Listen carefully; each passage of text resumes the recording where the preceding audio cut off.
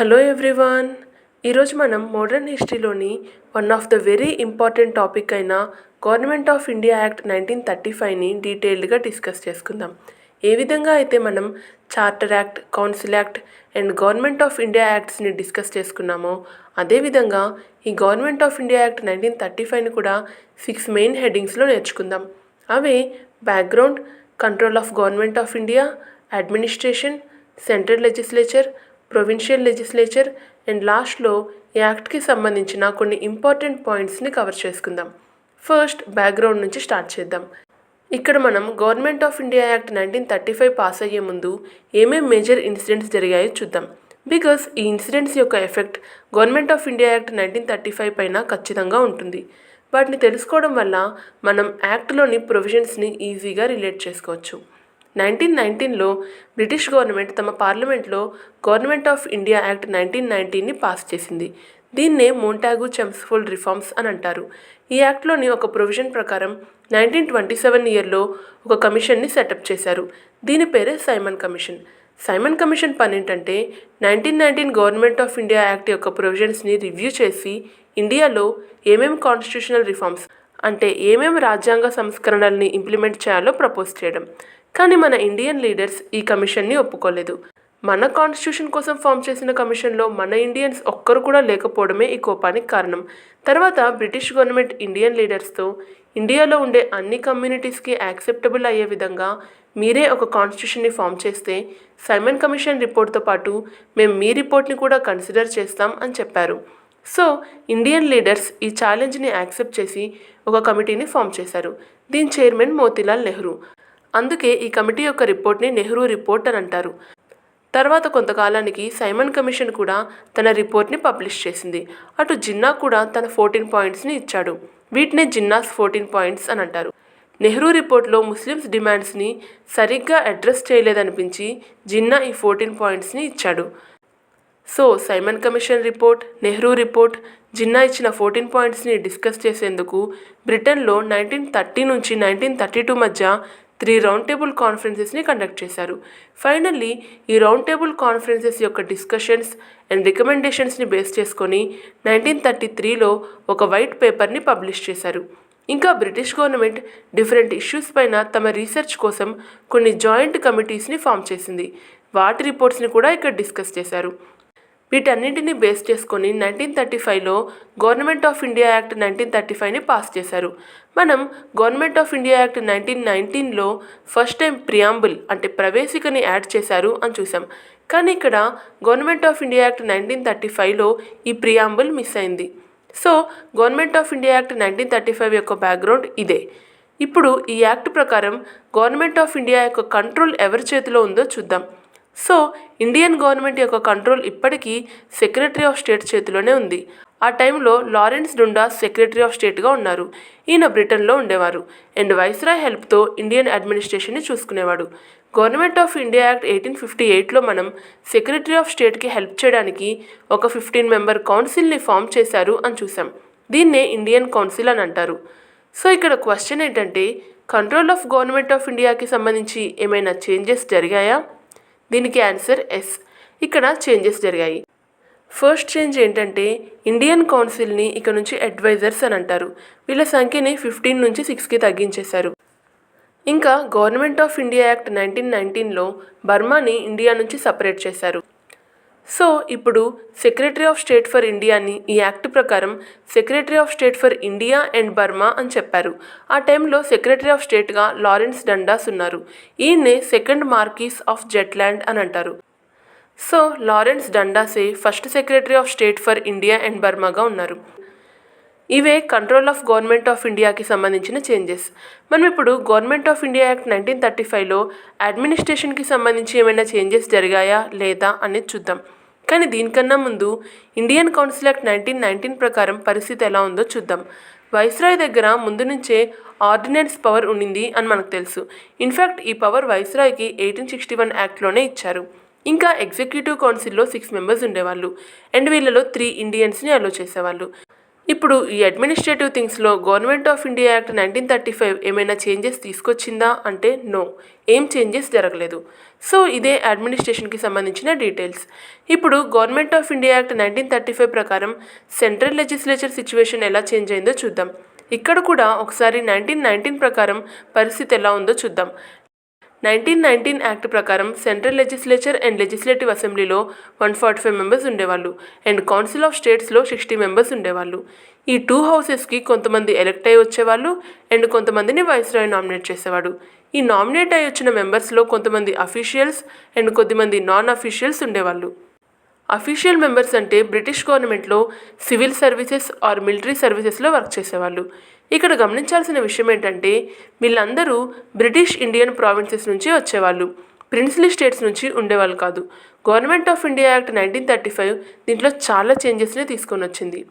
First change, legislative అసెంబ్లీలో మెంబర్స్ని 145 నుంచి 375కి పెంచారు. అలానే కౌన్సిల్ ఆఫ్ స్టేట్స్లో మెంబర్స్ని 260కి పెంచారు. వీటితో పాటు government of India act 1935 British Indian ప్రావిన్సెస్తో పాటు ప్రిన్స్లీ స్టేట్స్కి కూడా రిప్రజెంటేషన్ ఇచ్చి ఆల్ ఇండియా ఫెడరేషన్ ఒకటి ఫామ్ చేస్తాము అని చెప్పారు. ఈ యాక్ట్ ప్రకారం లెజిస్లేటివ్ అసెంబ్లీలో 125 మెంబర్స్ ప్రిన్స్లీ స్టేట్స్ని రిప్రజెంట్ చేస్తే 250 మెంబర్స్ బ్రిటిష్ ఇండియాని రిప్రజెంట్ చేసేవాళ్ళు. అలానే కౌన్సిల్ ఆఫ్ స్టేట్స్లో ప్రిన్స్లీ స్టేట్స్ నుంచి 104 మెంబర్స్ వస్తే బ్రిటిష్ ఇండియా నుంచి 156 మెంబర్స్ వచ్చేవాళ్ళు. ఈ యాక్ట్ ప్రకారం లెజిస్లేటివ్ అసెంబ్లీని ఫెడరల్ అసెంబ్లీ అని కూడా అంటారు. ఇక్కడ ప్రిన్స్లీ స్టేట్స్ ఫెడరేషన్లో జాయిన్ అవుతారా లేదా అనేది కంప్లీట్గా వాళ్ళ చాయిసే అని చెప్పారు. ఒకవేళ ప్రిన్స్లీ స్టేట్స్ ఫెడరేషన్లో జాయిన్ అవ్వాలి అనుకుంటే బ్రిటిష్ గవర్నమెంట్తో ఇన్స్ట్రుమెంట్ ఆఫ్ యాక్సెషన్ అనేది సైన్ చేయాలి. కమ్యూనల్ రిప్రజెంటేషన్ అంటే మత ప్రాతినిధ్యాన్ని కూడా 1919 కన్నా 1935 యాక్ట్లో చాలా పెంచేశారు. గవర్నమెంట్ ఆఫ్ ఇండియా యాక్ట్ 1935లో ముస్లిమ్స్, సిఖ్స్ అండ్ యూరోపియన్స్తో పాటు లేబర్స్, ల్యాండ్ లార్డ్స్ అండ్ విమెన్కి కూడా సపరేట్ ఎలక్టరేట్ ఇచ్చారు. గవర్నమెంట్ ఆఫ్ ఇండియా యాక్ట్ 1919లో అన్ని సబ్జెక్ట్స్ని సెంట్రల్ సబ్జెక్ట్స్ అండ్ ప్రొవిన్షియల్ సబ్జెక్ట్స్గా డివైడ్ చేశారు అని చూసాం. ఏ సబ్జెక్ట్స్ అయితే ఆల్ ఇండియా ఇంట్రెస్ట్లో ఉన్నాయో అండ్ ఏ సబ్జెక్ట్స్ విషయంలో అయితే దేశంలో యూనిఫార్మిటీ ఒకటి మెయింటైన్ చేయాల్సిన అవసరం ఉందో వాటిని సెంట్రల్ లిస్ట్లో ఇంక్లూడ్ చేశారు. For example defence, foreign policy, political relations, currency, minting of coins etcetera. ఇంకా 50 ప్రావిన్షియల్ సబ్జెక్ట్స్ని 2 పార్ట్స్లోకి డివైడ్ చేశారు. అవే transferred subjects and reserved subjects. ఇక్కడ రిజర్వ్డ్ సబ్జెక్ట్స్ పైన గవర్నర్ అండ్ అతని ఎగ్జిక్యూటివ్ కౌన్సిల్ కలిసి లాస్ పాస్ చేస్తారు అండ్ ట్రాన్స్ఫర్డ్ సబ్జెక్ట్స్ పైన గవర్నర్ అండ్ ఇండియన్ మినిస్టర్స్ కలిసి లాస్ పాస్ చేస్తారు. ఇప్పుడు గవర్నమెంట్ ఆఫ్ ఇండియా యాక్ట్ 1935 ప్రకారం ఏమేం చేంజెస్ జరిగాయి అనేది చూద్దాం. 1935 యాక్ట్లో ఈ సబ్జెక్ట్స్ని 2 పార్ట్స్లో కాకుండా 3 పార్ట్స్లోకి డివైడ్ చేశారు. సెంట్రల్ అండ్ ప్రొవిన్షియల్ సబ్జెక్ట్స్తో పాటు కన్కరెంట్ లిస్ట్ అనేదాన్ని కూడా తీసుకొచ్చారు. ఈ యాక్ట్ ప్రకారం సెంట్రల్ సబ్జెక్ట్స్ని ఫెడరల్ సబ్జెక్ట్స్ అని అంటారు. సో ఫెడరల్ సబ్జెక్ట్స్ లిస్ట్లో 59 సబ్జెక్ట్స్, కన్కరెంట్ సబ్జెక్ట్స్ లిస్ట్లో 36 సబ్జెక్ట్స్ని ప్లేస్ చేశారు అండ్ ప్రావిన్షియల్ సబ్జెక్ట్స్ లిస్ట్లో 54 subjects. Government of India act 1919లో ప్రావిన్షియల్ సబ్జెక్ట్స్ని transferred subjects and reserved subjects అని డివైడ్ చేశారు అని చూసాం. గవర్నమెంట్ ఆఫ్ ఇండియా యాక్ట్ 1935లో ఫెడరల్ సబ్జెక్ట్స్ని కూడా ఇలా 2 టైప్స్లోకి డివైడ్ చేశారు. ట్రాన్స్ఫర్డ్ సబ్జెక్ట్స్ పైన వైస్రాయ్ అండ్ మినిస్టర్స్ కలిసి లాస్ పాస్ చేస్తే రిజర్వ్డ్ సబ్జెక్ట్స్ పైన వైస్రాయ్ అండ్ అతని ఎగ్జిక్యూటివ్ కౌన్సిల్ కలిసి లాస్ పాస్ చేసేవాళ్ళు. అంటే ఇప్పుడు సెంట్రల్ లెవెల్లో కూడా 2 లా మేకింగ్ బాడీస్ ఫామ్ అయ్యాయి. ఒక లా మేకింగ్ బాడీ ట్రాన్స్ఫర్డ్ సబ్జెక్ట్స్ పైన లాస్ పాస్ చేస్తే మరో లా మేకింగ్ బాడీ రిజర్వ్డ్ సబ్జెక్ట్స్ పైన లాస్ పాస్ చేసేది. అంటే సెంట్రల్ లెవెల్లో కూడా డబుల్ గవర్నమెంట్ వచ్చేసింది. అందుకే government of India act 1935 central లెవెల్లో డయార్కీని ఇంట్రడ్యూస్ చేసింది అని చెప్తారు. దీన్ని సైమన్ కమిషన్ యొక్క రికమెండేషన్ ప్రకారం ఇంట్రడ్యూస్ చేశారు. ఫెడరల్ లెవెల్లో సెంట్రల్ లెజిస్లేచర్ లాస్ పాస్ చేసేది అండ్ ప్రావిన్షియల్ లెవెల్లో ప్రావిన్షియల్ లెజిస్లేచర్ లా పాస్ చేసేది. అండ్ థర్డ్ సబ్జెక్ట్ అదే కన్కరెంట్ సబ్జెక్ట్స్ పైన both centre and provincial legislature కలిసి లాస్ పాస్ చేయొచ్చు. ఈ 3 లిస్ట్స్లో లేని ఒక కొత్త సబ్జెక్ట్ వస్తే దాన్ని రెసిడ్యువల్ సబ్జెక్ట్ అని అంటారు. ఈ సబ్జెక్ట్ని ఏదో ఒక లిస్ట్లో అయితే యాడ్ చేయాలి కదా, కానీ ఈ యాడింగ్ ప్రాసెస్కి చాలా టైం పడుతుంది. ఈ గ్యాప్లో ఆ టాపిక్ పైన ఏదైనా లా పాస్ చేయాల్సి వస్తే ఎవరు చేయాలి? సో వైస్రాయ్కి ఏ రెసిడ్యువల్ సబ్జెక్ట్ పైన అయినా లా పాస్ చేసే పవర్ని ఇచ్చారు. ఇవే సెంట్రల్ లెజిస్లేచర్ లెవెల్లో తీసుకొచ్చిన చేంజెస్. ఇప్పుడు ప్రావిన్షియల్ లెజిస్లేచర్లో వచ్చిన చేంజెస్ని చూద్దాం. కానీ దానికన్నా ముందు గవర్నమెంట్ ఆఫ్ ఇండియా యాక్ట్ 1919లో ప్రొవిన్షియల్ లెజిస్లేచర్ యొక్క సిచ్యువేషన్ ఎలా ఉండేదో చూద్దాం. మనం ప్రొవిన్షియల్ లెజిస్లేచర్ 9 ప్లేసెస్లో ఉండేది అని చూసాం. అండ్ దీంతోపాటు అడిషనల్ మెంబర్స్ యొక్క సంఖ్యను కూడా పెంచారు. వీళ్ళల్లో కొంతమంది ఎలక్టెడ్ ఉంటే కొంతమంది నామినేటెడ్ ఉండేవాళ్ళు. ఎలక్టెడ్ మెంబర్స్లో 3-4 మెంబర్స్ని ప్రావిన్స్ లెవెల్లో మినిస్టర్స్గా చేశారు. అలానే ప్రావిన్షియల్ సబ్జెక్ట్స్ని 2 పార్ట్స్లోకి డివైడ్ చేశారు. అవే transferred and reserved subjects. Transferred subjects పైన గవర్నర్ అండ్ ఇండియన్ మినిస్టర్స్ కలిసి లా పాస్ చేసేవాళ్ళు. అలానే రిజర్వ్డ్ సబ్జెక్ట్స్ పైన గవర్నర్ అండ్ అతని ఎగ్జిక్యూటివ్ కౌన్సిల్ కలిసి లా పాస్ చేసేవాళ్ళు. అంటే గవర్నమెంట్ ఆఫ్ ఇండియా యాక్ట్ 1919 ప్రకారం ప్రావిన్స్ లెవెల్లో 2 లా మేకింగ్ బాడీస్ ఉండేవి. 2 లా మేకింగ్ బాడీస్ అంటే 2 గవర్నమెంట్స్ అని అర్థం. సో మనం గవర్నమెంట్ ఆఫ్ ఇండియా యాక్ట్ 1919లో ప్రావిన్షియల్ లెవెల్లో డయార్కీని ఇంట్రడ్యూస్ చేశారు అని చూసాం.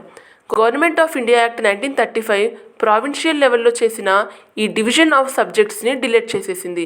అండ్ ఈ యాక్ట్ ప్రకారం కేవలం గవర్నర్ అండ్ ఇండియన్ మినిస్టర్స్ మాత్రమే కలిసి లా పాస్ చేసేవాళ్ళు.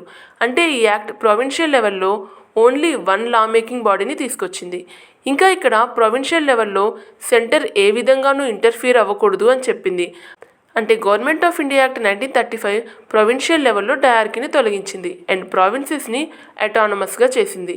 ఇంకా ప్రావిన్షియల్ లెజిస్లేచర్ని 9 ప్లేసెస్ నుంచి 11 ప్లేసెస్కి పెంచింది. బీహార్ అండ్ ఒరిస్సా కోసం కొత్త ప్రొవిన్షియల్ లెజిస్లేచర్స్ని ఫామ్ చేశారు. బాంబే ప్రెసిడెన్సీ నుంచి సింధ్ని సపరేట్ చేశారు. బాంబే ప్రెసిడెన్సీ నుంచి సింధ్ని సపరేట్ చేయాలన్న ప్రపోజల్ని జిన్నా తన 14 పాయింట్స్లో ఇచ్చారు. So Jinnah and Muslim League government of India act 1935 తెచ్చిన ఈ చేంజ్ వల్ల హ్యాపీగా ఫీల్ అయ్యారు. మీరు జిన్నా యొక్క 14 పాయింట్స్ వీడియోని కనుక చూసుంటే అందులో నార్త్ వెస్ట్ ఫ్రాంటియర్ ప్రావిన్స్కి డిసెంబర్ 1931లో ప్రొవిన్షియల్ స్టేటస్ ఇచ్చారు అని చూసింటారు. ఇది కూడా జిన్నా చేసిన 14 పాయింట్స్లో ఒక డిమాండ్. సో మనం government of India act 1935 Orissa and Sindh అనే 2 సపరేట్ ప్రావిన్సెస్ని ఫామ్ చేసింది అని చెప్పొచ్చు.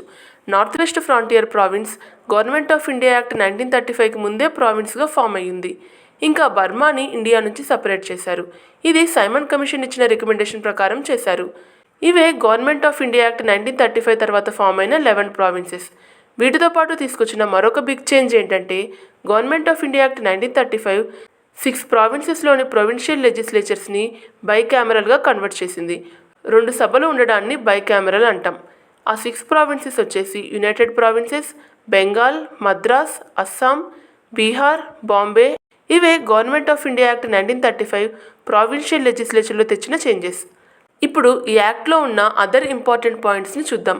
ఫస్ట్ పాయింట్, ఫెడరల్ కోర్ట్ని ఎస్టాబ్లిష్ చేయడం. ఒకవేళ 2 స్టేట్స్ మధ్య or central government and states మధ్య ఏమైనా గొడవ జరిగితే అలాంటి ఇష్యూస్ని రిజాల్వ్ చేయడానికి ఏవైనా కోర్ట్స్ ఉండాలి అని చెప్పి ఈ ఫెడరల్ కోర్ట్స్ని ఫామ్ చేశారు. అల్టిమేట్గా 1937లో ఈ ఫెడరల్ కోర్ట్ని ఢిల్లీలో ఎస్టాబ్లిష్ చేశారు. 1950లో ఈ ఫెడరల్ కోర్ట్ యొక్క నేమ్ని సుప్రీం కోర్టుగా మార్చారు. Government of India act 1935 federal కోర్టుతో పాటు కరెన్సీ అండ్ క్రెడిట్ని కంట్రోల్ చేసేందుకు ఆర్బీఐని కూడా ఎస్టాబ్లిష్ చేసింది. ఇంకా ఈ యాక్ట్లో ఒక ఆల్ ఇండియా ఫెడరేషన్ని ఎస్టాబ్లిష్ చేయాలి అని కూడా చెప్పారు. కానీ ఇక్కడ ప్రిన్స్లీ స్టేట్స్ ఈ ఫెడరేషన్లో జాయిన్ అవ్వాలి అనుకుంటే అవ్వచ్చు, లేకపోతే లేదు. అండ్ ప్రిన్స్లీ స్టేట్స్ ఈ ఫెడరేషన్లో జాయిన్ అయ్యేందుకు ఏ ఇంట్రెస్ట్ చూపించలేదు. అందుకే government of India act 1935 implement చేయాలనుకున్న ఆల్ ఇండియా ఫెడరేషన్ ఎప్పటికీ ఇంప్లిమెంట్ అవ్వలేదు.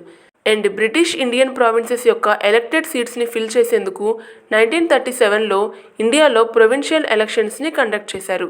ఇంతకుముందు జరిగిన ఎలక్షన్స్తో పోలిస్తే ఈ ఎలక్షన్లో చాలామందికి ఓటింగ్ రైట్స్ వచ్చాయి. అరౌండ్ 3 crore పీపుల్ ఎలిజిబుల్ ఓటర్స్గా ఉన్నారు. అండ్ లాస్ట్ పాయింట్, ఈ 1935 గవర్నమెంట్ ఆఫ్ ఇండియా యాక్ట్ అప్పటిదాకా వచ్చిన యాక్ట్స్లో కల్లా చాలా పెద్దది. ఇందులో 321 సెక్షన్స్, 14 పార్ట్స్ అండ్ 10 స్కెడ్యూల్స్ ఉన్నాయి.